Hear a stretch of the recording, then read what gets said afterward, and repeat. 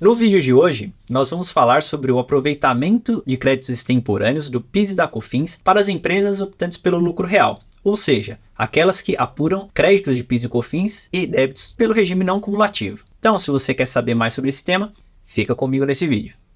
E quando o assunto é crédito extemporâneo de PIS e COFINS, é importante contextualizarmos as empresas que estão sujeitas à apuração do regime não cumulativo do PIS e da COFINS, ou seja, aquelas que fazem apuração de débitos e créditos para as contribuições.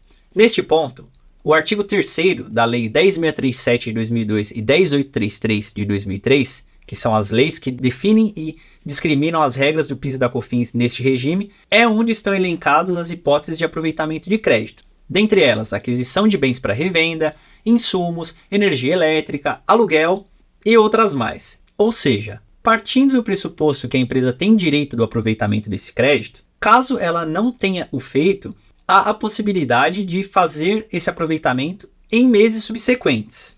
Porém, existem duas formas de aproveitar esse crédito. Uma delas é retroagindo na sua própria competência, fazendo as retificações das obrigações acessórias que apuram o PIS e a COFINS, constituindo um pagamento indevido a maior, o qual será compensado ou restituído através de PERDICOMP.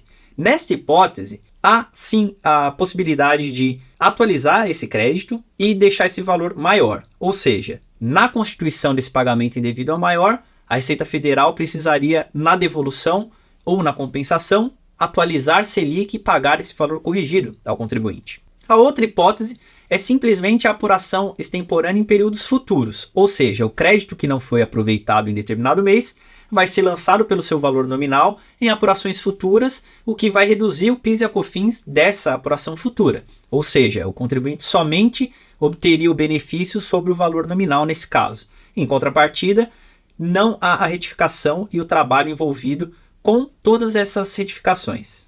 Neste sentido, é importante mencionar que a Receita Federal possui posicionamentos como, por exemplo, o da solução de consulta DISIT 6020 de 2022, no qual condiciona a necessidade de retificação de obrigações acessórias para o aproveitamento extemporâneo de créditos do PIS e da COFINS. Porém, há também um posicionamento da terceira turma da Câmara Superior do CARF, que é o Conselho Administrativo de Recursos Fiscais, ou seja, é uma hipótese de tribunal administrativo máximo na Receita Federal, no qual já tira essa possibilidade de que necessariamente a empresa tenha a necessidade de fazer a retificação das obrigações para se aproveitar de um direito líquido e certo.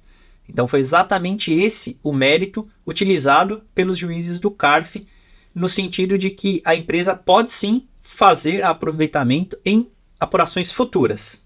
Resumidamente, quando o assunto é o aproveitamento extemporâneo de créditos, existem duas vias ou dois caminhos possíveis. Um deles é voltar a retificar as obrigações, constituir esses pagamentos indevido a maior, os quais serão compensados ou restituídos com a atualização de Selic. Em contrapartida, a outra alternativa ou via possível seria o aproveitamento extemporâneo em apurações futuras, onde a empresa abriria a mão dessa Selic para aproveitar esses valores, porém, em contrapartida, não precisaria reabrir prazo prescricional.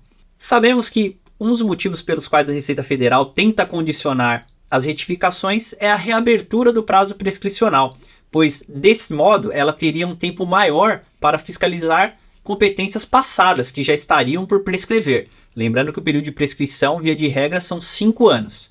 Então, qualquer retificação reabre esse prazo, que já tinha se exaurido por um tempo, para mais 5 anos para frente. Então, a Receita insiste em tentar condicionar uma coisa com a outra para ter, digamos assim, um benefício de fiscalizar por mais tempo um período que, em tese, prescreveria. Então, para definir qual o melhor caminho a se seguir, é importante ter em mente a estratégia da empresa junto ao seu corpo jurídico e também o cenário atual e passado, bem como o histórico de suas operações, pois isso pode fazer diferença na hora de decidir entre um caminho ou outro, inclusive quanto à sua viabilidade.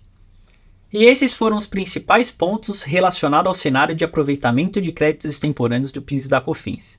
Se você gostou desse vídeo, Deixe o seu like aqui embaixo, não se esqueça de se inscrever no canal e também ativar o sininho das notificações para ficar por dentro de todas as atualizações do meio tributário. Obrigado e até o próximo vídeo.